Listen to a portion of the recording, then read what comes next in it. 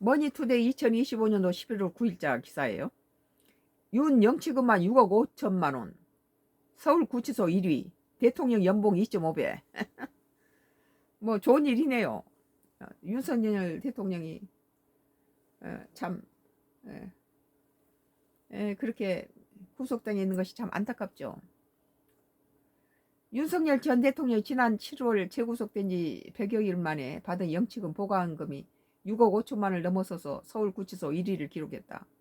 많은 국민들이 이렇게 보내는 거겠죠. 9일 국회 법제사법위원회 소속 조국혁신당 박은정 의원이 법무부로부터 제출받은 수용자 보강금 상위 신명 자료에 따르면 윤 전 대통령 재구속된 지 7월 10일부터 지난 26일까지 영치금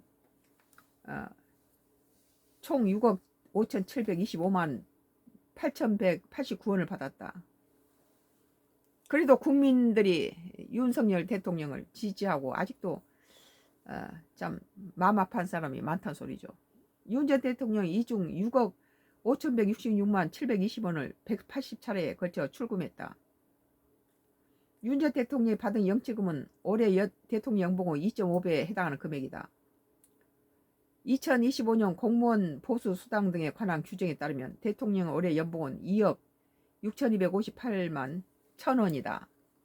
영치금은 교정시설에서 수용자 생활물품을 구매한 등 수용 편의를 위해서 만들어진 제도로 기부금과는 달리 이출금액 한도나 규제가 없어 개인에 대한 기부금 우회 통로로 악용되는 것이 아니냐는 지적이 나온다. 기부금 품법에 따라 1,000만 원 이상의 금액을 모집하려는 자는 관할청에 등록해야 하며 정치자금 기부 후원금의 경우 연간 2천만 원을 초과할 수 없다는 한도가 있어 반면 보강금은 400만 원의 보유 한도를 유지하면 한없이 입출금이 가능하다. 박은정 의원은 자신의 SNS를 통해서 개인이 보낸 50만 원 이하의 영치금에는 세금이 붙지도 않는다.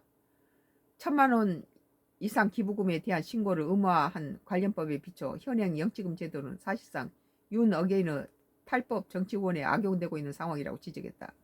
그걸 그런 식으로 또 이해하면 좀 그렇죠. 이 옥중에서 성경책만 읽어도 6억이 쌓이는 윤석열식 불로소득에 대하여 과세하고 일정 금액 이상 영치금을 계좌에 대해 송금을 금지한 등의 제도 개선이 시급하다며 관계부처는 당장 지침 개정에 나서야 할 것이라고 했다.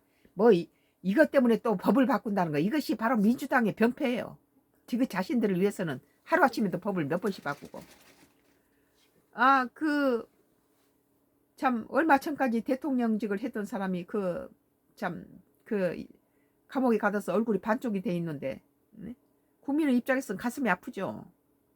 서울구치소 영치금 2위를 기록한 권성동 국민의힘 의원이다. 지난 9월 16일 권 의원은 입소 후 1,660만 원의 영치금을 받았고 이 중에 1,644만 4,700원을 출금했다. 권성동 의원도 고생을 많이 했죠.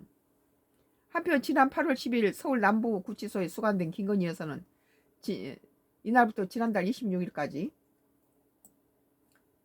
2,249만 5,113원의 영치금을 받았으며 이 중에 1,855만 6,472원을 18차례에 걸쳐 출금했다. 뭐 거기에 법으로 400만 원 이상은 넣을 수 없다니까 빼서 다른 데로 옮겨야 되겠죠.